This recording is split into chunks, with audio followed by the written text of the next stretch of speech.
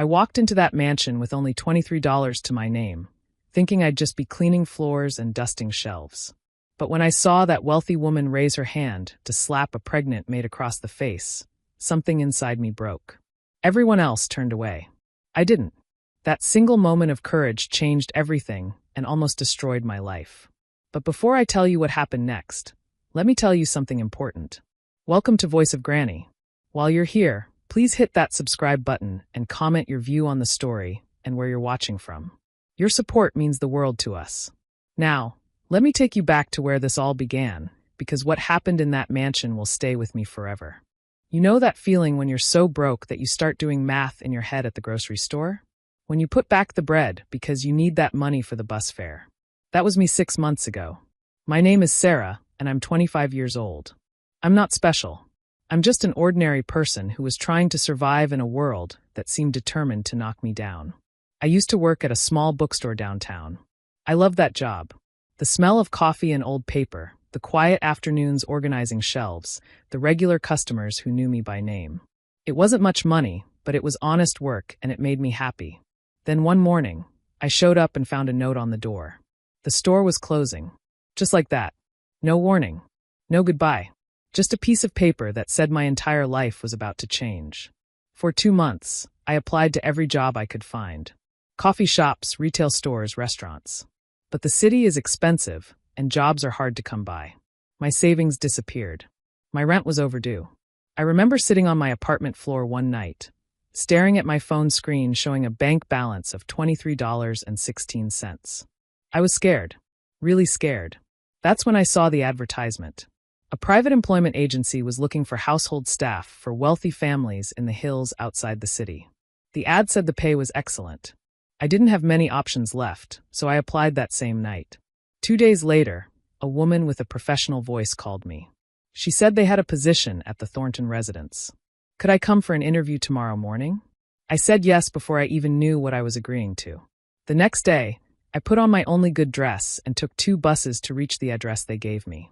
As we drove into the hills, the houses got bigger and the streets got quieter. When I finally arrived, I just stood there with my mouth open. This wasn't a house. This was a palace. The Thornton estate sat behind tall iron gates with security cameras everywhere. The driveway was longer than my entire street back home. There were gardens that looked like they belonged in magazines, and a fountain in front that sparkled in the sunlight. The mansion itself was 3 stories of white stone and glass windows that reflected the sky. A man named Robert met me at the door. He was the head of staff, older with silver hair and a suit that looked more expensive than my entire wardrobe. He took me through hallways lined with paintings and rooms filled with furniture that probably cost more than I'd earn in my lifetime. Everything was perfect. Everything was cold. The interview was strange. Robert didn't ask me much about my experience. Instead, he talked about rules. Never speak unless you're spoken to. Never look directly at Mr. Thornton or his fiancée unless they address you first. Stay invisible. Move quietly. Do your work and disappear. He kept using that word. Invisible. Then he told me the salary, and I almost stopped breathing. It was 4 times what I made at the bookstore. 4 times. For cleaning and basic housework. I should have asked why. I should have wondered what kind of place pays that much money just to dust furniture and wash floors. But I was desperate, and desperate people don't ask questions. Robert leaned closer and said something I'll never forget. He said, "Miss Victoria can be difficult. If you want to keep this job, you'll learn to stay out of her way and never, ever upset her." The way he said her name, there was fear in his voice. But I needed the money too badly to care. I started the next day. Another staff member named Grace showed me around. She was kind, in her 50s with tired eyes that had seen too much. As we walked through endless rooms, she pointed out what needed cleaning, where supplies were kept, which areas were forbidden. The mansion had 28 bedrooms. Most of them were never used. It felt like a museum, beautiful and empty and sad. During lunch break, Grace pulled me aside in the staff kitchen. "Listen carefully," she whispered, even though we were alone. "Keep your head down around Miss Victoria. Don't look at her too long. Don't speak unless she asks you a question directly. And if she gets angry, just apologize and leave as quickly as you can." I asked her why, and her expression darkened. She's gotten 4 staff members fired in the last 2 months. One woman lost her job because she coughed while cleaning Miss Victoria's sitting room.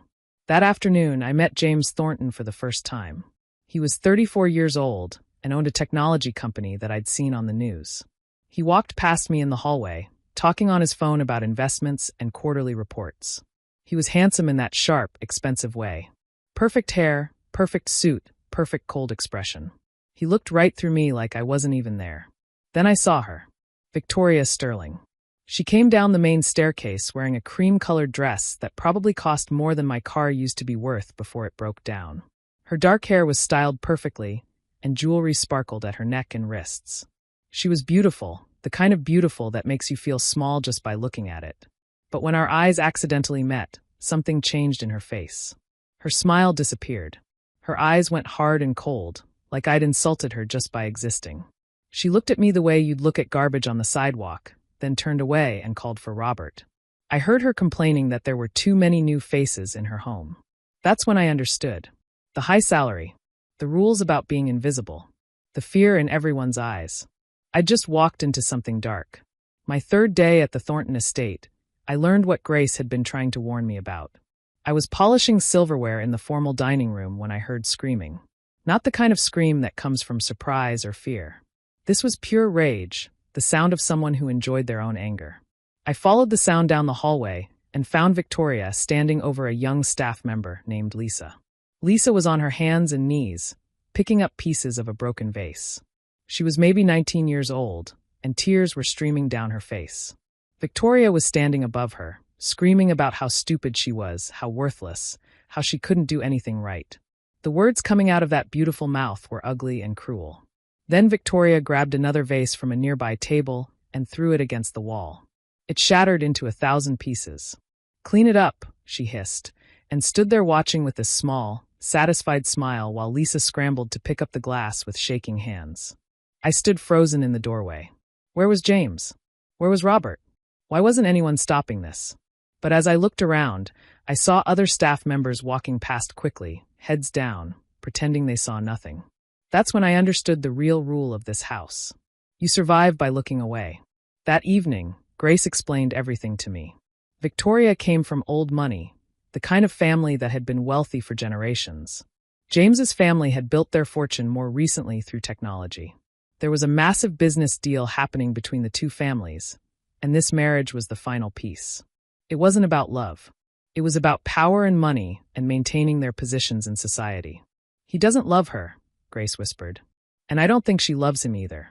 But neither of them will walk away because too much is at stake." I asked why James let Victoria treat everyone so terribly. Grace just shrugged. "He's never around when it happens. And when he is, he just walks into another room.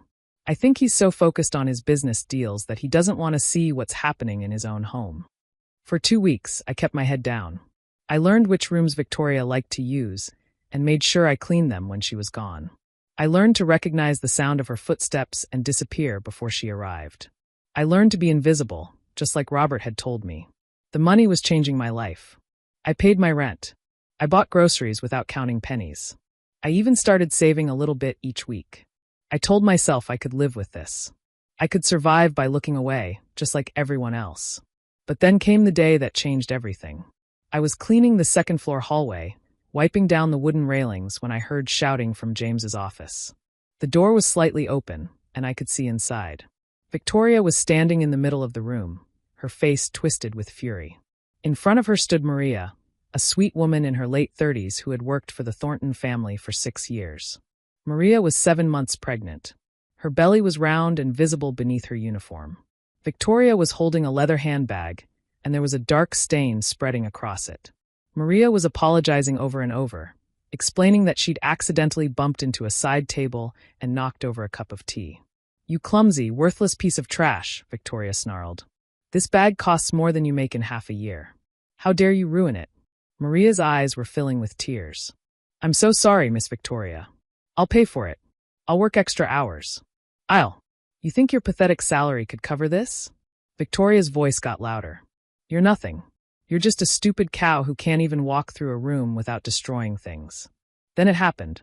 Victoria raised her hand and slapped Maria hard across the face. The sound echoed in the room like a gunshot. Maria stumbled backward, her hand flying to her cheek, the other hand instinctively protecting her pregnant belly. Everything inside me went still. I saw Maria's terrified face. I saw Victoria's hand raising again, ready to strike a second time. I saw every staff member who had learned to look away, to stay silent, to protect themselves by sacrificing others. And I thought of my mother who worked as a cleaner her whole life, who came home exhausted every night but never complained, who taught me that your job doesn't define your worth, and that dignity means standing up when it's hard, not just when it's easy. Stop. The word came out of my mouth before I could think. I stepped into the room, my heart pounding so hard I thought everyone could hear it. Victoria spun around, and her eyes went wide with genuine shock. I don't think anyone had ever interrupted her before.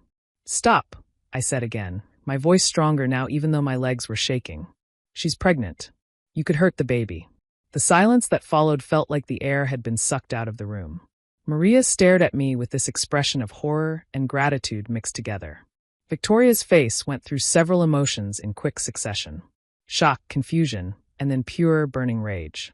Who do you think you are? Victoria's voice was deadly quiet now, which somehow felt worse than the screaming. How dare you speak to me? How dare you interfere? My legs were shaking so badly I thought I might fall down, but I moved toward Maria and gently helped her to her feet. Are you okay? I asked softly. Maria nodded, tears streaming down her face. Victoria's voice rose to a shriek. You're fired. Do you hear me? Pack your things and get out of my house right now. It's not your house. The new voice came from the doorway, and we all turned. James Thornton stood there in his expensive suit, his expression unreadable. How long had he been standing there? How much had he seen? For a moment, nobody moved. Nobody even breathed. James stood in the doorway of his office, looking at the scene in front of him. Victoria with her hand still raised. Maria with tears on her face and her hand protecting her pregnant belly. And me, standing between them like I had any right to be there. Victoria's anger flickered, and I saw something else cross her face. Uncertainty. Maybe even fear. James, darling, she said, and her voice suddenly sounded different. Softer. More controlled. This maid was being completely inappropriate. I was simply disciplining her for ruining my... I saw what you did, James interrupted. His voice was cold and controlled in a way that made the room feel even smaller. I saw you hit her. He looked at Maria. Are you hurt? Maria shook her head quickly, probably too afraid to speak. Her hand was still pressed against her cheek, where the red mark was starting to show. Then James turned his gaze to me, and I met his eyes for the first time since I'd started working there. What's your name? Sarah, I managed to say, though my voice came out as barely a whisper. Sarah isn't fired, he said, still looking at me. Neither is Maria. Maria has been with this family for 6 years and has never given us any reason to let her go. He finally turned to Victoria. One stained bag is not worth someone's job, and it's certainly not a reason to hit a pregnant woman. Then he said something I'll never forget. He looked directly at me and said, Someone needs to have courage in this house. Victoria's face went white, then red. She opened her mouth to argue, but James had already turned and walked away, leaving us standing there in the heavy silence. After a long moment, Victoria grabbed her stained bag and stormed out of the room. The sound of her heels on the marble floor was like gunshots, each step filled with rage. I helped Maria to the staff room and got her some water. Her hands wouldn't stop shaking. Why did you do that? She whispered. You should have just looked away like everyone else. Now she's going to make your life miserable. I didn't have a good answer except the truth. Because it was wrong. Word spread through the mansion like wildfire.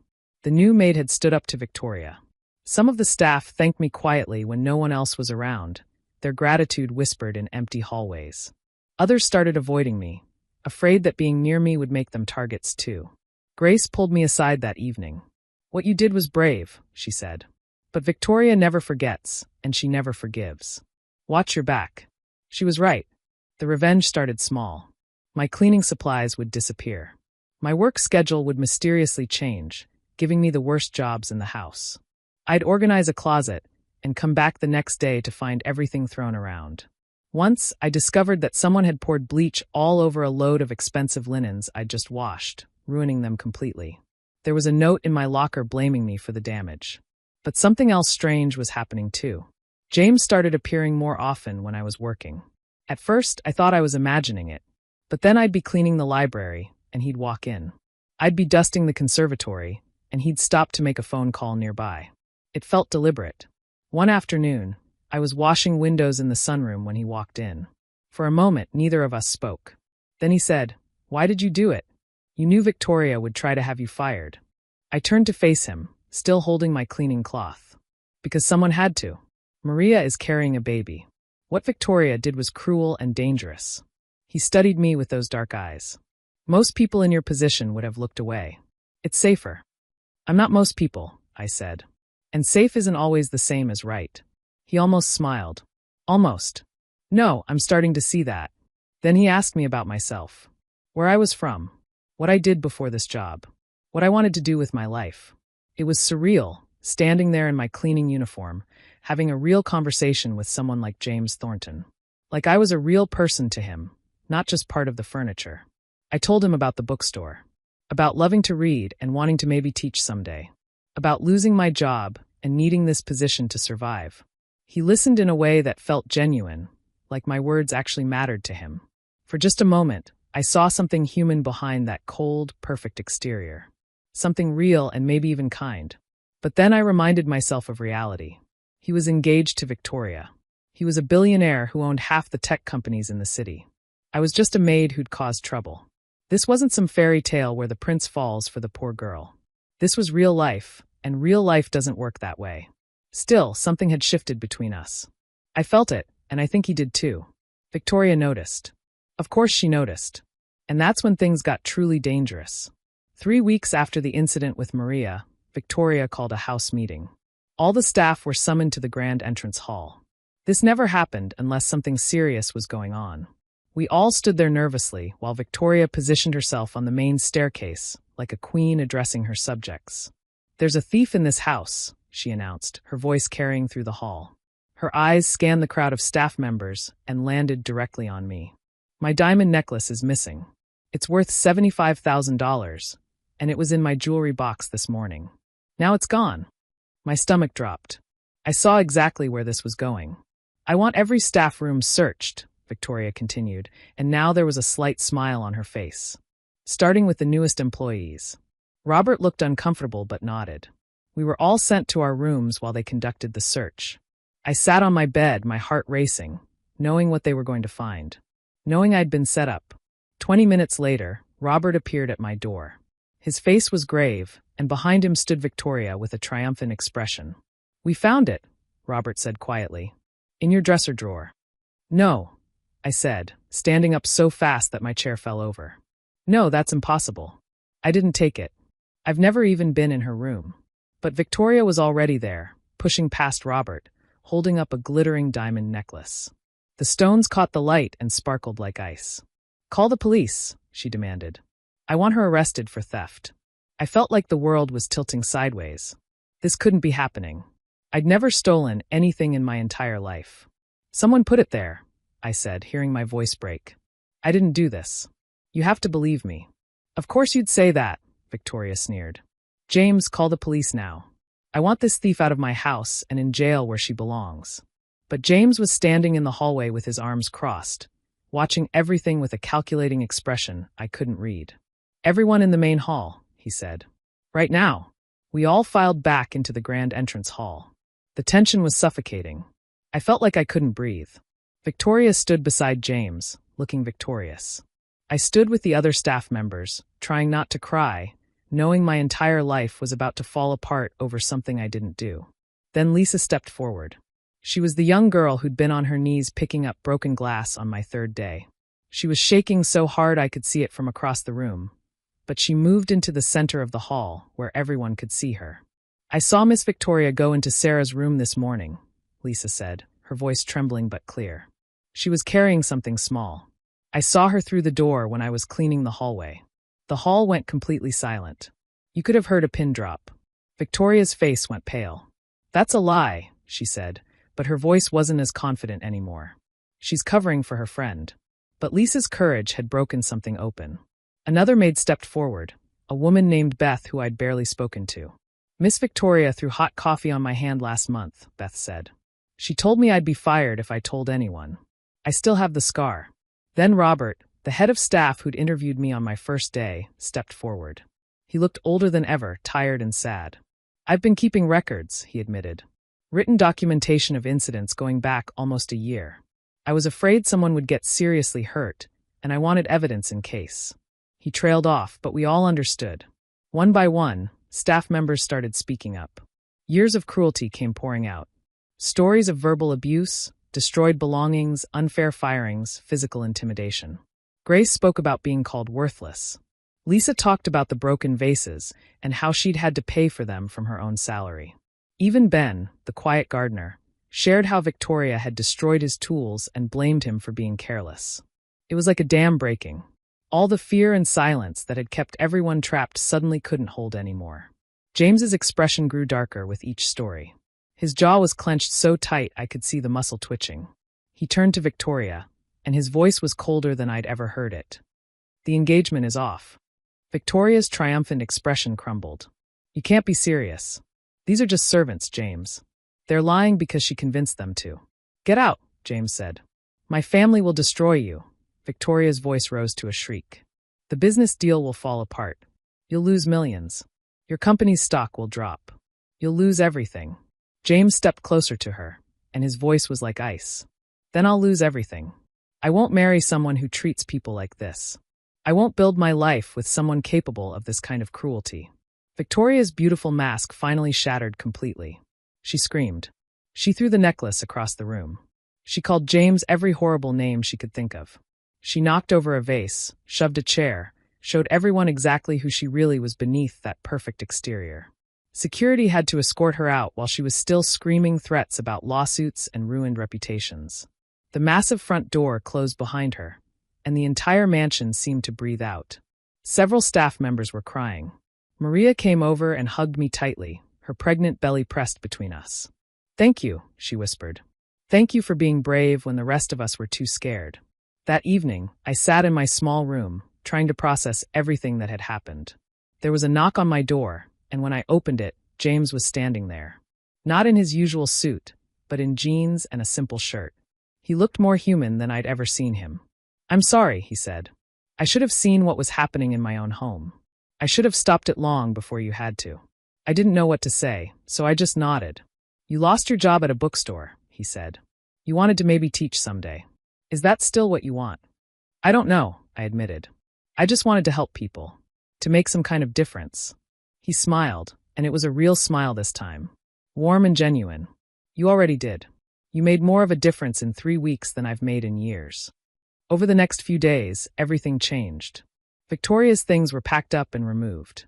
The atmosphere in the mansion transformed. There was laughter in the hallways now.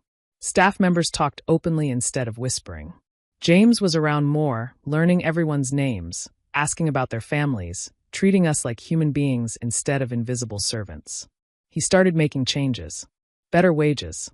Fair schedules. Respect built into every policy. The mansion stopped feeling like a cold museum and started feeling like a home.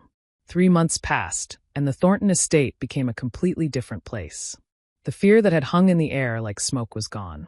People smiled. They joked with each other. The mansion felt warm for the first time since I'd arrived. James canceled the business deal with Victoria's family. I heard it cost him a lot of money, but he found other partners. More importantly, he found himself. He became present in his own life, in his own home.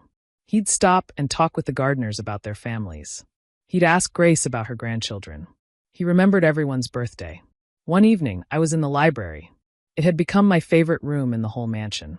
Floor-to-ceiling shelves filled with thousands of books, big windows that let in the sunset light, and a quiet peace that reminded me of the bookstore I used to love. I was dusting the shelves, humming softly to myself, when James walked in. "Sarah," he said, and I turned around. "I have a question for you." "Yes, sir?" He smiled. "I wish you'd stop calling me sir. We've been through too much for that." He took a breath. "Would you have dinner with me? Not as your employer. Just as two people who'd like to get to know each other better." I stared at him, my heart suddenly beating fast. "James, I'm still the maid. People would talk. Your business associates would." "You were never just the maid," he interrupted gently. "Not from the moment you stood up to Victoria. You showed me what real courage looks like. You changed this house. You changed me." He stepped closer. I don't care what people say. I care about what's right. And getting to know you better feels right. I thought about it. Thought about all the risks. Thought about how different our lives were. How different our worlds were. But then I thought about what my mother always told me, that your worth isn't measured by your job or your bank account. It's measured by your character, your kindness, your courage. Okay, I said. Yes. His smile was like the sun coming out from behind clouds. Last week, Maria had her baby. A healthy little girl with dark hair and the loudest cry I've ever heard. The staff threw a celebration in the garden, with cake and decorations and genuine happiness. James came, and I watched him hold that tiny baby with such gentleness, such care. He looked at Maria and said, "Take all the time you need. Your job will be waiting when you're ready, and we'll work around your schedule." Maria cried happy tears and hugged him. Standing there in the garden, watching everyone celebrate, I thought about that morning 6 months ago when I'd sat on my apartment floor with $23 in my bank account. I thought about how desperate and scared I'd been. I thought about taking this job just to survive. I never imagined that standing up for what was right would lead to all of this. That one moment of courage would change so many lives. Because it wasn't just about me and James. It was about Lisa, who now walks with her head up instead of looking at the floor. It was about Beth, who no longer hides the scar on her hand. It was about Grace, who smiles more now. It was about Maria and her beautiful baby girl, who'll grow up in a world where her mother is treated with respect. Sometimes I still can't believe this is my life. That the scared, broke girl who took this job just to pay rent somehow found the courage to speak up when everyone else stayed silent. But here's what I learned. Courage isn't about not being afraid. Courage is about doing what's right even when your voice shakes and your knees feel weak. It's about standing up when staying quiet would be easier. It's about choosing compassion over comfort. That day when I stepped into James's office and told Victoria to stop, my hands were shaking. My heart was pounding. Every instinct told me to look away, to stay safe, to protect myself. But I couldn't. Because sometimes there are moments in life when you have to choose between being safe and being good. And being good is always worth the risk. The mansion isn't just a workplace anymore. It's become a home for all of us. A place where people matter, where kindness matters, where everyone is treated with dignity regardless of their job title or bank account. And James? He's not the cold, distant man I met on my first day. He's someone who learned that real success isn't measured in money or business deals. It's measured in how you treat the people around you. In whether you have the courage to stand up for what's right, even when it costs you something. Last night, we had dinner together in the conservatory. Just the two of us, talking about books and dreams and the future. He told me he started a program to ensure fair wages and respectful treatment for household staff across the entire city. He said I inspired it. I told him he inspired me too, by choosing to listen, to change, to be better. As I walked back to my room that night, I passed by the main hall where I'd stood 3 months ago, terrified that I was about to lose everything. The place where Lisa had stepped forward, where everyone had finally found their voices. Sometimes the hardest thing in the world is to speak up when everyone else is silent. But sometimes that's exactly what changes everything. If this story touched your heart, I hope you'll remember this. Your voice matters. Your courage matters. You might be just one person, but one person standing up for what's right can change everything. It changed a mansion. It changed lives. It changed me. And maybe, just maybe, your courage can change the world too.